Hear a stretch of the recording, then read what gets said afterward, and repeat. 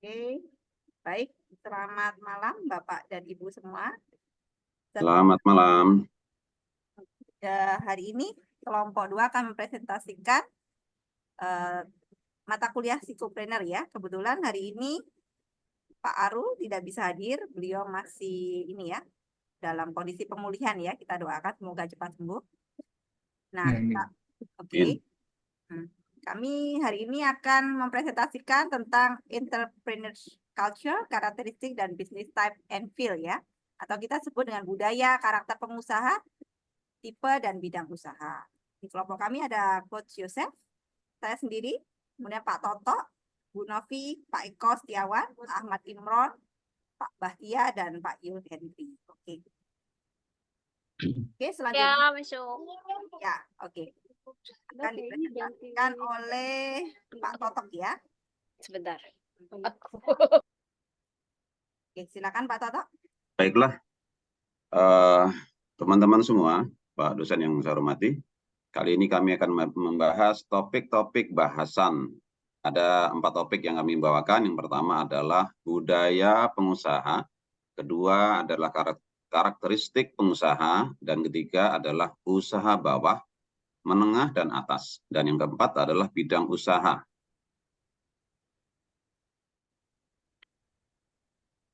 Siapa pengusaha itu?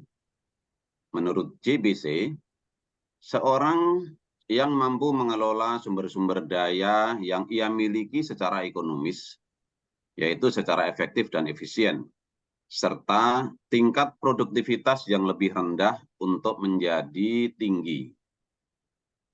Menurut Burgess, pengusaha adalah seseorang yang melakukan pengelolaan, pengorganisasian, serta memiliki keberanian untuk menanggung segala risiko dalam menciptakan peluang usaha serta berbagai usaha yang baru. Menurut Penrose, seseorang pengusaha adalah seorang yang mampu mengidentifikasi peluang-peluang di dalam suatu sistem ekonomi. Dan menurut Harvey Leibenstein, seorang pengusaha adalah seorang yang menciptakan atau melaksanakan perusahaan di saat semua pasar belum terbentuk atau belum teridentifikasi secara jelas, atau komponen fungsi produksinya belum diketahui secara sepenuhnya. Sedangkan budaya pengusaha, menurut Bob Sadino, bisnis yang paling bagus itu bisnis yang dijalankan, bukan yang ditanyakan terus. Nah, budaya pengusaha menyiratkan serangkaian nilai, norma, dan sifat yang kondusif bagi pertumbuhan kewirausahaan menjadi seorang pengusaha. Baik, terima kasih Pak Toto. Mungkin bisa diterlanjutkan Bu Novi. Bu Novi, siap? Siap. Baik. Saya lanjutkan. Terima kasih Pak Toto. Budaya pengusaha merupakan suatu kondisi yang diharapkan adanya ide baru dan kreativitas, berani mengambil resiko, didorong kegagalan, ditoleransi, pembelajaran didorong, inovasi tentang produk, proses, dan manajemen dipertahankan dan perubahan yang berkelanjutan. Menurut Post dan Legacy 2011. Ada kaitannya terhadap orientasi kewirausahaan dan variabel tingkat perusahaan lainnya yang menangkap motivasi perusahaan, kemampuan untuk terlibat dalam penemuan peluang dan pemanfaatan peluang yang tersebut dapat menciptakan kekayaan. Next. Dari sini ada 3 level budaya pengusaha. Yang pertama visible level 3. Ada level visible level 2 dan visible level 3. 1. Kita mulai dari visible level 1. Itu dilihat dari nilai kepribadian yang dibutuhkan seorang wirausaha adalah atribut-atribut seperti kejujuran, semangat, tekad, dan kepercayaan diri. Visible level 2 ini dilihat dari keterampilan yang memungkinkan orang mengidentifikasi dan memanfaatkan peluang-peluang sebaik mungkin dan mengatasi belajar dari kemunduran dan keberhasilan dari berbagai situasi.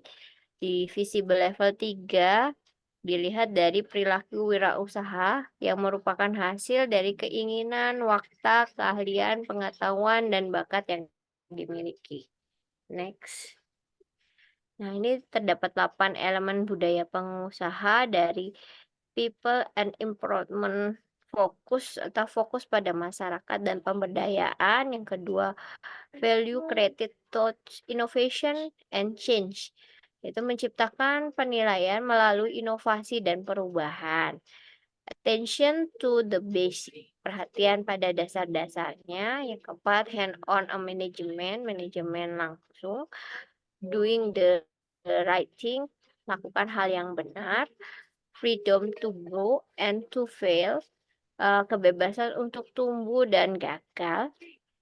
Commitment and personal responsibility, komitmen dan bertanggung jawab secara pribadi, emphasis on the future and a sense of urgency, penekanan pada masa depan dan rasa urgensi. Baik, Next. terima kasih Bu Novi. Ya, Pak Eko sudah available atau ada Pak Eko? Tidak ada ya. Oke, mungkin dilanjutkan oleh Pak Ahmad Imron ya.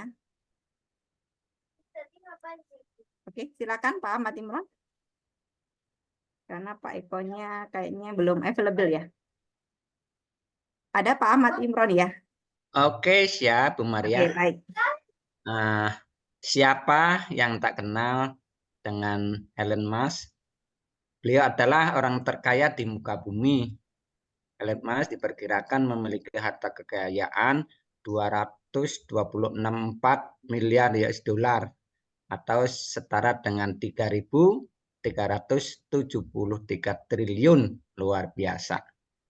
Nah, perusahaan-perusahaan yang ada itu yaitu Tesla, perusahaan produsen mobil. Tesla 13% sahamnya dimiliki oleh Musk. SpaceX, bisnis roket luar biasa. SpaceX bernilai 125 miliar dolar pada Juni tahun 2022 dan memiliki sekitar 44%. Kemudian Zip2, 70% saham milik Musk yang di perusahaan teknologi berbasis internet, termasuk di dalamnya Twitter memiliki saham media sosial Twitter sebesar 3 miliar US dollar.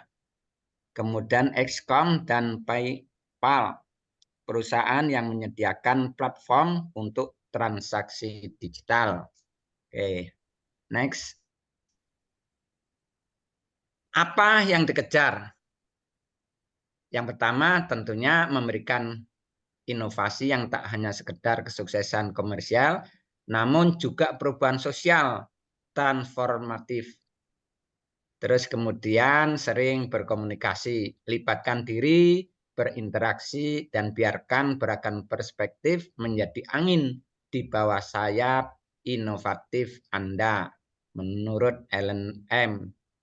Nah, kemudian dampak positifnya, semakin banyak nilai yang diberikan kepada masyarakat, maka dampaknya akan semakin besar dan luas. Kemudian jangan batasi ilmu pengetahuan. Formula sukses Musk adalah salah satunya mempelajari multidisiplin ilmu. Nah, Musk juga memiliki kebiasaan khusus. Bisakah seseorang tanpa latar belakang ilmu roket format memimpin SpaceX? Nah, kebiasaan membaca lebih dari sekedar hobi. Udah ketutup nih. Ke atas lagi sedikit bisa? Oh, ya, mungkin saya Ketutup. lanjutkan.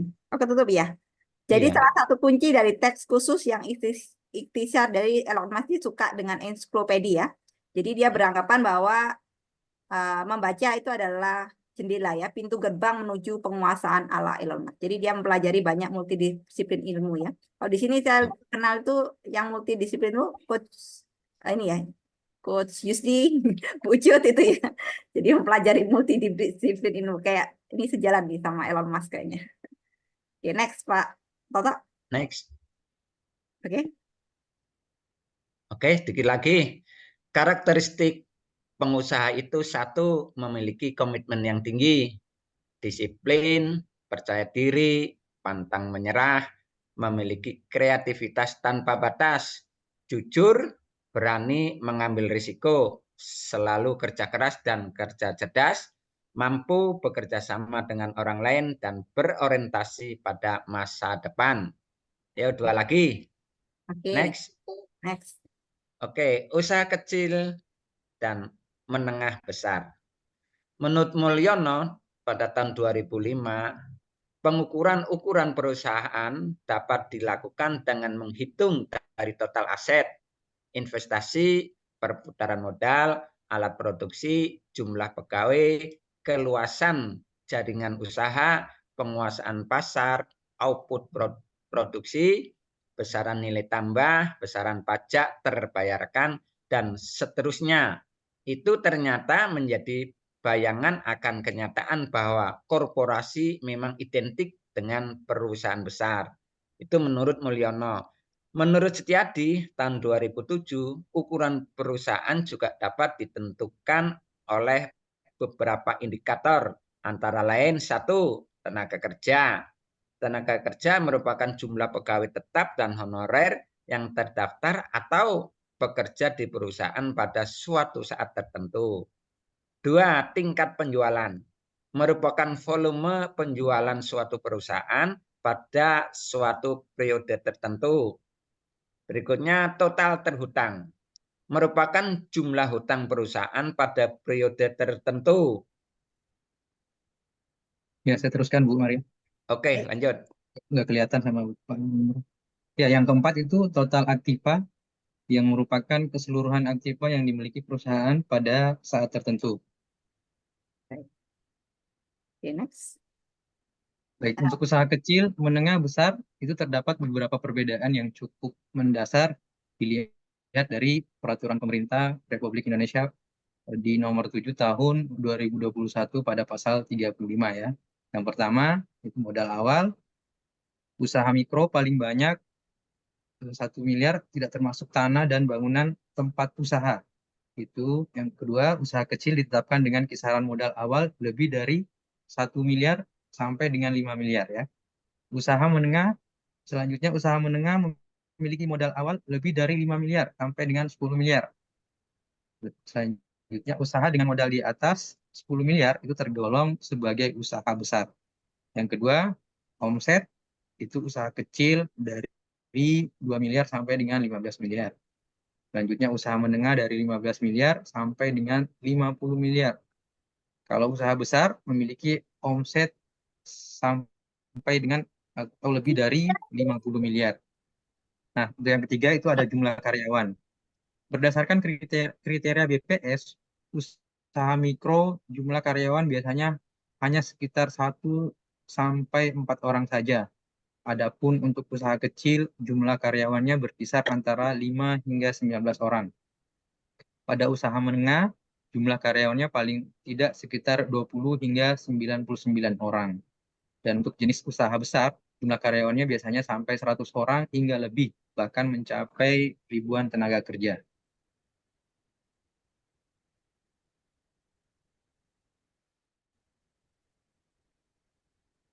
Baik, menurut Tambunan, di tahun 2013, UMKM dapat diklasifikasikan menjadi 4 kelompok, yaitu livelihood activist, merupakan UMKM yang digunakan sebagai kesempatan kerja untuk mencari nafkah, yang lebih umum dikenal sebagai sektor informal. Contohnya adalah pedagang kaki lima ya. Dan untuk micro enterprise, itu merupakan UMKM yang memiliki sifat pengrajin, tetapi belum memiliki sifat kewirausahaan.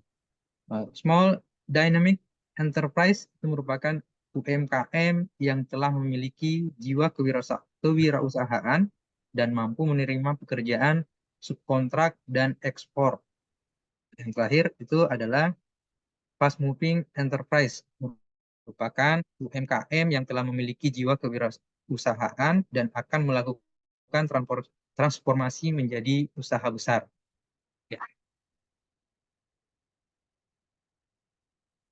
Contoh, Baik, saya lanjutkan ya. ya boleh Pak Toto. Contoh usaha mikro antara lain usaha rumahan, warkop, toko kelontong, pedagang di pasar, pedagang kaki lima, usaha pangkas rambut, rumahan, itu contoh usaha mikro.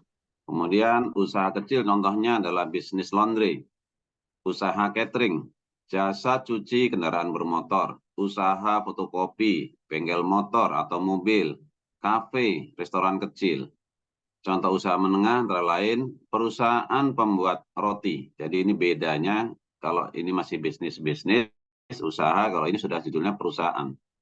Bengkel penjualan spare part kendaraan, perkebunan dan pertanian, ini juga bisa perusahaan, bisa perorangan dia. Toko bangunan, agentur dan wisata, ini kan tentunya perusahaan ya. Perusahaan pembuat produk kecantikan, konveksi, usaha event organizer. Sedangkan contoh usaha besar atau perusahaan besar ya, antara lain PT Astra International Tbk, PT Unilever Indonesia, Amazon.com Incorporation, Walmart, Nestle, dan sebagainya. Baik, terima kasih Pak Toto. Ini saya lanjutkan sedikit yang selanjutnya. Nah, ini kami ambil kelompok kami dari ini ya, contoh mungkin lebih ke company profile dari big companies atau perusahaan besar ya. Ini kami ambil Walmart gitu ya. Dengan produknya ada otomotif, bakery, apparel, servisnya mereka ada financial service, optical services, farmasi. Brandnya ada private label, ada Aswell sama Athletic Works ya. Jadi ini perusahaan sudah skala ini ya, multinational company gitu ya. Nah, ini kalau kita lihat mereka kompetitor comparison-nya ada Walmart, ada Amazon, ini Costco Wholesale Corporation, ada The Kroger, ada Target Corp ya. Jadi ini Walmart itu adalah leading big company ya di dunia gitu ya. Dia memiliki employee atau jumlah karyawan 2.100.000 ya. Ya, ini dia leading apa? Jadi dia seperti ini ya, memimpin. Jadi perusahaan memimpin yang saat ini ya di tahun company. Ya, leading company. Kemudian Walmart ini ada deal value-nya yang tertinggi di tahun 2020 ya. Bahkan waktu COVID ini dia mencapai deal value yang paling tingginya. Kemudian ya ini datanya kami ambil dari global data gitu ya. Nah, oke. Mungkin bisa diteruskan sama Pak Yul Henry. Ada Pak Yul Henry? Yul Henry? Ada enggak ya? Oh, kalau enggak ada mungkin Ada, Bu. Ada. Ada. Oke, silakan Pak Yul. Silakan. Ya, ini bidang usaha. Definisi bidang usaha juga digunakan dalam satu peraturan perundang-undang lainnya menurut Perpres nomor 44 tahun 2016. Ini bidang usaha adalah segala bentuk kegiatan usaha yang dilakukan untuk memproduksi barang atau jasa pada sektor-sektor ekonomi. Oke. Lanjut. Klasifikasi baku lapangan usaha Indonesia menurut KBLI tahun 2020. Yang pertama, pertanian, kehutanan, dan perikanan. 2, pertambangan dan penggalian. 3, industri pengolahan. 4, pengadaan listrik, gas, uap, dan atau air panas dan udara dingin. 5, treatment air limbah, treatment dan pemulihan material sampah, dan aktivitas remediasi. 6, konstruksi. 7, perdagangan besar dan enceran, reparasi dan perawatan mobil dan sepeda motor. 8, pengangkutan dan pergudangan. 9, penyediaan akomodasi dan penyediaan makan minum. 10, informasi dan komunikasi. 11, aktivitas keuangan dan asuransi. 12, real estate. 13, aktivitas profesional ilmiah dan teknis. 14, aktivitas penyewaan dan sewa guna usaha tanpa hak opsi, tenaga kerjaan, agen perjalanan, dan penunjang usaha lainnya. 15, administrasi pemerintahan, pertahanan, dan jaminan sosial wajib. 16 pendidikan, 17 aktivitas kesehatan manusia dan aktivitas sosial, 18 kesenian, hiburan dan rekreasi, 19 aktivitas jasa lainnya, 20 aktivitas rumah tangga sebagai pemberi kerja, aktivitas yang menghasilkan barang dan jasa oleh rumah tangga yang digunakan untuk memenuhi kebutuhan sendiri, 21 aktivitas badan internasional dan badan ekstra internasional. Lanjut. Ini jenis-jenis usaha. Bidang usaha berdasarkan jenis barang atau jasa yang dihasilkan. 1. Jenis usaha produksi, 2 jenis usaha distribusi, 3 jenis usaha jasa. Selanjutnya jenis-jenis usaha berdasarkan sumber daya yang digunakan. 1. Usaha pertanian, 2. Usaha perikanan, 3. Usaha pertambangan, 4. Usaha energi, 5. Usaha manufaktur. Jenis-jenis usaha berdasarkan ukuran atau jenis perusahaan. 1. Bidang usaha mikro, 2. Bidang usaha kecil, 3. Bidang usaha menengah, 4. Bidang usaha besar, dan selanjutnya bidang usaha berdasarkan karakteristik pasar. 1. Jenis-jenis usaha retail, 2. Jenis-jenis usaha grosir, 3. jenis-jenis usaha e-commerce. Baik, terima kasih Selanjutnya, Pak Yul Hendri. ya, Selanjutnya selanjutnya bisa dilanjutkan dilanjutkan, Bu. Coach Yosef ya. Ada, Pak? Oke. Oke, baik. Bentar, Oke, silakan. Oke, sebagai entitas bisnis yang menopang perekonomian Indonesia, jumlah UMKM alami peningkatan dari tahun ke tahun menurut Kementerian Koperasi dan UKM Republik Indonesia. Pertumbuhan UMKM terus mengalami peningkatan selama 2015 sampai dengan 2019. Ini terlihat dari grafik di bawah ini, di mana jumlah 2015 itu ada 58.262.772, dan di 2019 saat ini yang tercatat adalah 65.465.497.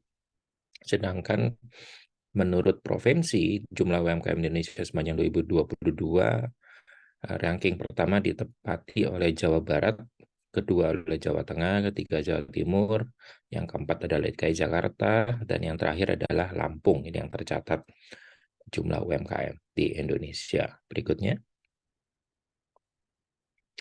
Fakta peran bidang usaha e-commerce di Indonesia di kancah global. Pada 2023, Indonesia tercatat sebagai negara ke-6 di dunia dengan jumlah startup terbanyak, yakni 2.400 unit usaha.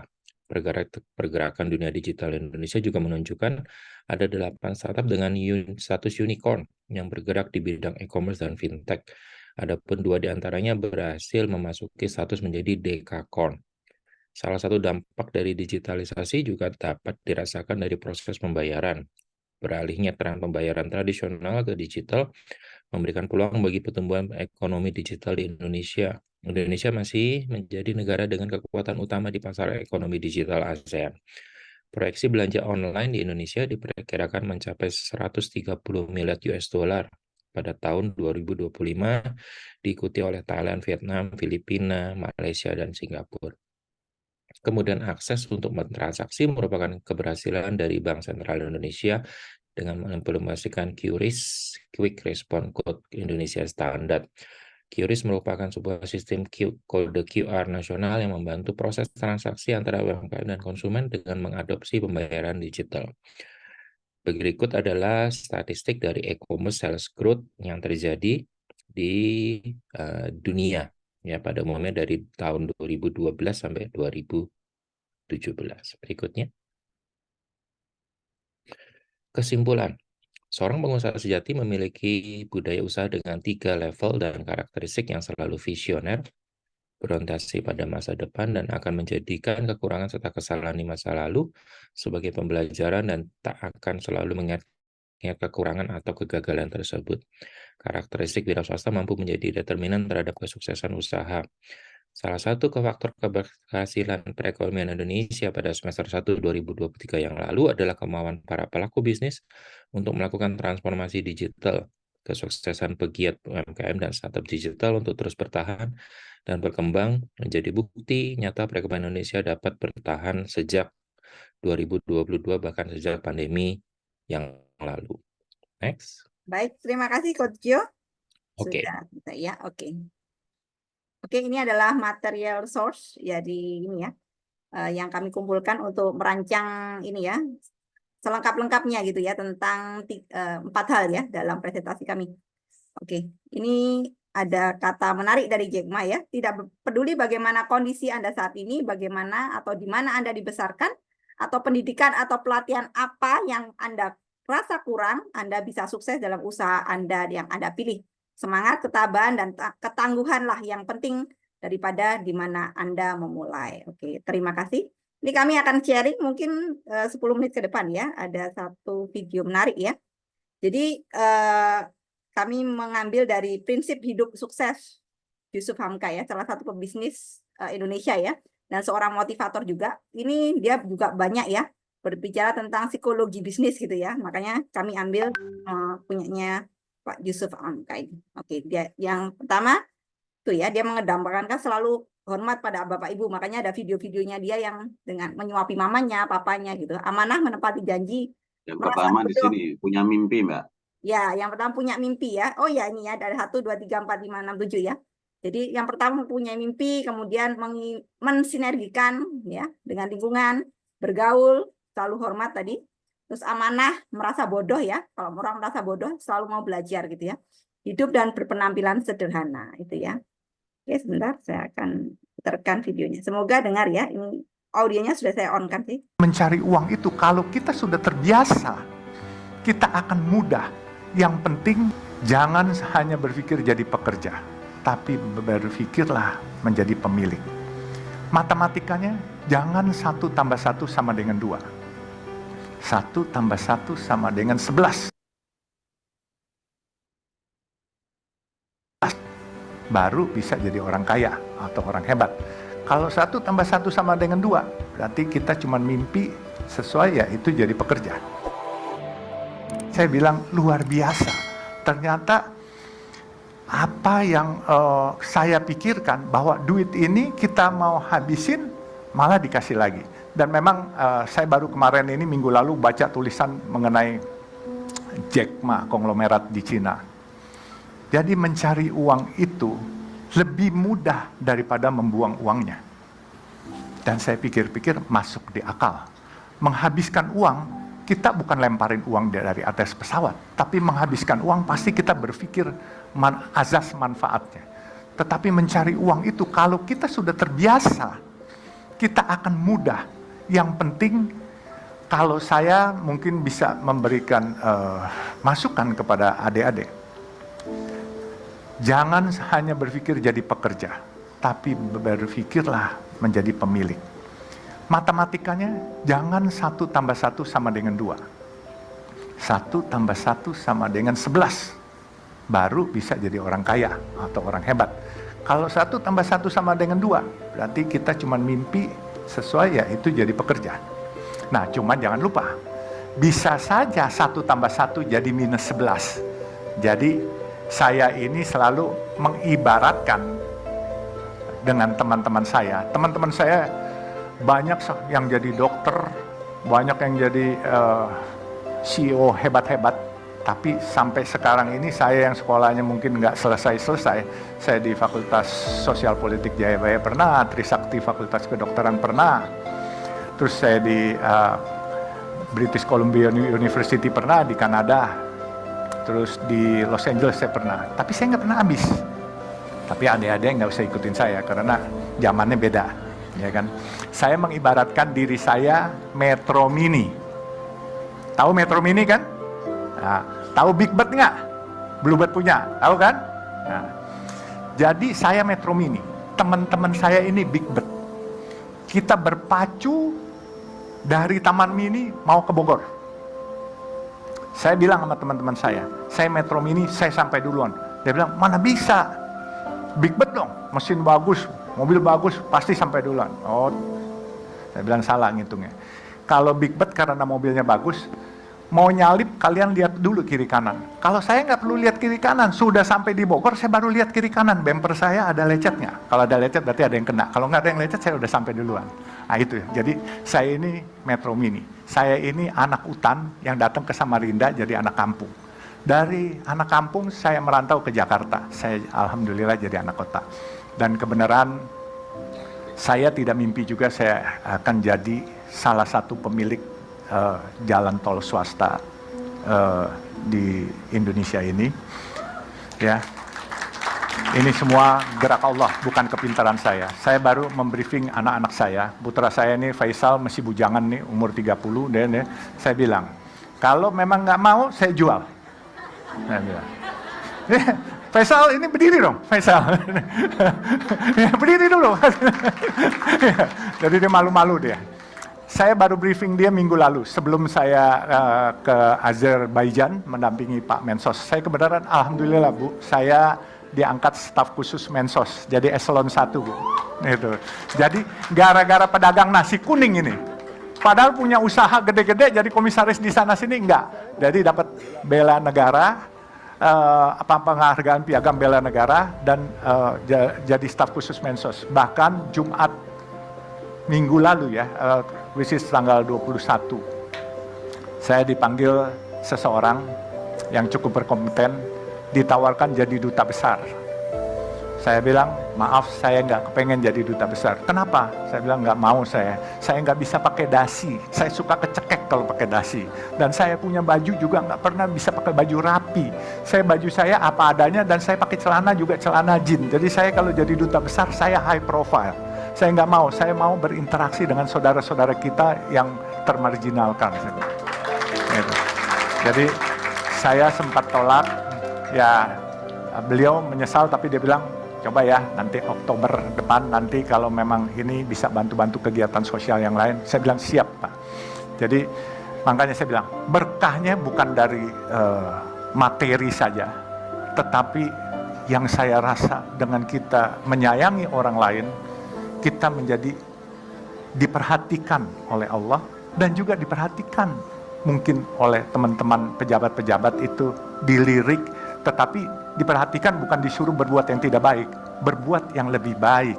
Nah makanya dia bilang, coba dipikirkan apa yang nanti bisa ini. Saya bilang terima kasih. Jadi selain materi, materi tidak buat saya bangga, tapi kehormatan, pembela orang kecil, penolong orang kecil, itu buat saya bangga. Ya, jadi orang kaya bukan sesuatu yang bangga. Kalau kamu kaya, kamu tidak bermanfaat buat orang lain, lebih baik mungkin nggak usah kaya lah, gitu. Jadi lebih baik sederhana tapi bermanfaat untuk orang lain. Dan saya pesankan kepada anak saya punya mimpi bikin 1000 masjid yang Chinese look. Kalau saya dipanggil Tuhan, dia harus meneruskan. Kalau dia nanti juga dipanggil Tuhan, anaknya juga harus meneruskan. Jadi sampai 1000. Insya Allah itu bisa terbangun karena apa? Saya tahu kok, apa yang saya hasilkan dan apa yang saya miliki hari ini mungkin lebih dari cukup untuk itu. Dan saya kepengen tabungan itu bukan di dunia, tetapi tabungan itu di akhirat. Karena saya percaya bahwa kehidupan yang paling kekal bukan di dunia ini, tetapi kehidupan kekal nanti kalau kita sudah meninggal. Jadi mungkin itulah sekilas. Kalau ada yang mau dipertanyakan, silakan. Saya ini selalu menganggap diri saya anak hutan, kemudian ke Samarinda saya jadi anak kampung, ke Jakarta saya jadi anak kota, dan saya dipanggil oleh ibu bapak saya dulu si gembel. Jelas ini, ibu bapak saya panggil saya gembel karena apa? Teman saya adalah anak-anak kampung, dan saya ciaka, nggak pernah mau pakai sendal, bukan pakai sepatu loh, ciaka. Kalau ibu saya manggil saya tuh suka, nah, si gembel mana, si gembel mana. Tapi saya nggak masalah. Tapi alhamdulillah sekarang saya ini di antara keluarga, ya boleh bilang cukup Tuhan berikan lebih dikit lah daripada saudara-saudara saya yang sekolahnya detailnya banyak. Saya punya ayah punya gelar 4. Saya punya kakak almarhum baru meninggal 2 tahun lalu, itu 12 gelar akademis. Saya waktu orang tua saya meninggal, itu yang lucu, dipasang koran itu bergelar semua. Tahu-tahu saya ditelepon sama seorang tokoh Malari, Hariman Siregar, pasti tahu ya, 15 Januari itu. Dia bilang, lo hebat katanya. Kenapa hebat? Lo lebih hebat dari bapak sama kakak-kakak lo. Kenapa? Mereka gelarnya kan banyak tuh katanya. Ada yang 4, ada yang 12. Lo gak usah kecil hati katanya. Kenapa harus kecil hati? Gue gak pernah kecil hati, saya bilang. Gelar lo lebih hebat. Kenapa? gelar lu dari Tuhan, gelar mereka dari akademis, gelar lu haji gitu ya. Keren juga. Dia menghibur saya tahu. Tapi ya oke lah. Apapun juga buat saya suatu kehormatan jauh lebih penting lah. Ya percuma kalau gelarnya haji, tetapi kelakuannya bukan haji gitu kan. Nah, jadi makanya sekali lagi saya bilang, semua ini adanya saya hari ini karena ditolong orang dan ditolong Allah. Semua gerak Allah. Ya, jadi kalau kita mau diperhatikan oleh Allah, jangan pernah di dalam hati kita tidak pernah ada rasa kasihan atau sayang kepada atau peduli kepada orang lain, karena bukan hanya orang loh, makhluk hidup pun juga kita harus peduli gitu.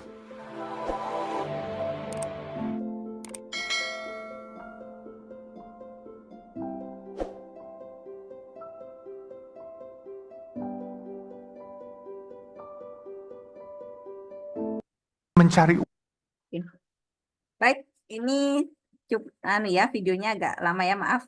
Tapi semoga menginspirasi ya kali ini, karena memang mata kuliah ini kan cukup banyak tadi ya materinya, makanya ini kami beri video akhir yang ya semoga bisa menginspirasi Bapak Ibu semua dan khususnya saya ya kaum milenial ya. Kalau Bapak Ibu mungkin sudah pada proses itu, kalau saya masih ini nih berjuang. Saya bisa meneladani Yusuf Hamka ini. Oke, thank you semuanya.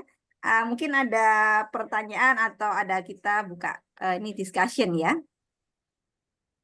Mungkin ada ini tambahan atau pertanyaan atau bagaimana? Nanti materinya di-share di grup LK ya. Baik, nanti ininya recordingnya saya share. Kayaknya sudah ini jelas sudah semua. direkod Bu Maria ya? Sudah. Ya? Sudah. Oke. Ya, kalau nggak ada mungkin saya boleh nanya juga nih sama-sama kita ini. Iya. Kalau sekarang kan bisnis game online gitu, itu kan jadikan bisnis sekarang. Cari ini sampai sekian banyak, nanti jual lagi, kemudian bikin lagi gitu. Itu kira-kira masuk ke sektor bisnis yang mana dari sekian banyak tadi itu kira-kira? Ini karena saya berpikir begitu. Ini masuk yang mana ya yang bisnis sekarang, dan mungkin ke depan akan banyak lagi bisnis serupa gitu. Gimana Mbak? Atau teman-teman ada yang bisa jawab kira-kira itu masuk jasa atau tapi yang jelas itu masuk e-commerce ya? Maksudnya e-commerce ya, karena pembayarannya apa segala macam kan. Sekarang misalkan gini, ini ya, karena suami saya kan ini ya, dia ekspor ya, jadi kalau dia kayak gajinya itu kan pakai ini ya, apa namanya ya, dia ada satu platform gitu ya. Nah itu pakai di situ, jadi dolar ya, pakai dolar. Ada kantor pusatnya kalau mau tahu di mana, Dubai gitu ya. Nah itu dia para gamers tuh dapat ini nih, dapat dari situ gitu ya. Nah itu jasa ya, itu lebih ke e-commerce ya. Tapi kalau dari tadi KBLI yang Pak Joy share tadi, itu mungkin mana ya, kita mesti pelajari kembali itu ya. Atau ada yang tahu ya di apa? Ada satu state tadi bidang usaha lainnya gitu, atau bisa bidang jasa lainnya gitu. Tapi menurut bukan jasa ya, karena itu kan kita menjual skill ya. Kalau gamer itu menjual skill kan gitu. Ya mestinya ya. Sebagai e-sport diskusi ya, aja lebih e-sport bisnis ya, mungkin lebih ke e-sport bisnis ya. Itu ada loh sampai temennya suami itu dapat rumah dia. Iya benar Mbak. Ini apalagi sekarang di SEA Games kan sudah, itu pun dilombakan kan. Kami di perusahaan kami pun sekarang ada mini olimpik itu sudah mulai dimasukin, ini salah satu bidang gitu, olahraga permainan gitu. Makanya itu termasuk e-sport. Kalau e-sport itu masuk mana ya? Mungkin ada yang ini. Kalau e-sport, kalau dari tadi klasifikasi baku lapangan usaha, itu mestinya apa ya? Aktivitas jasa. Masuknya profesi sih, Pak, lebih harusnya. Profesi ya? Iya, jadi seperti dokter, pengacara, psikolog itu termasuknya profesi. Jadi bukan masuk ke usaha. Kalau usaha adalah sesuatu yang menghasilkan, baik itu jasa maupun barang. Mm. Hmm. Atau hiburan ya, hiburan. Hiburan. Jadi kalau PR ya. berkaitan dengan skill atau pendidikan itu masuknya nanti ke ranah profesi sih, Pak. Oh iya, Karena profesi ya. ya kan skill toh itu kan apa? Teknologi skill ya, lebih ke ya teknologi skill sepertinya begitu sih. Profesi berarti. Ya, Baik, dari teman-teman masih ada yang bertanya? ya mungkin dari teman-teman ada atau sudah jelas ya? Kalau ada mungkin cukup aja, Mbak Maria. Oke. Pak Ahmad Imran mungkin mau menambahkan atau Pak Bahtiar? Saya pikir itu udah lengkap Aman, Bu. semuanya. Nah, oke. Mungkin barangkali kalau yang bertanya dari peserta yang lain barangkali. Kalau kita mau udah oke, yes. Apalagi tadi motivasi penutupnya luar biasa. Inti dari materi ini kan di penutup. Iya, Iya, iya. Mantap, Bu Maria. dan lebih ke Terima karakter. kasih, Oke. keren banget. Oke, oke ya. Kalau gitu kita tutup Keren, keren. diskusinya ya. Iya recordingnya di ini dulu. Ya, baik. Oke, baik teman-teman. Terima kasih atas ini ya diskusinya, atas presentasinya hari ini. Semoga bermanfaat ya. Semoga juga Pak Arul lekas sembuh ya. Oke, Amin. thank you. Saya tutup ya. Terima kasih.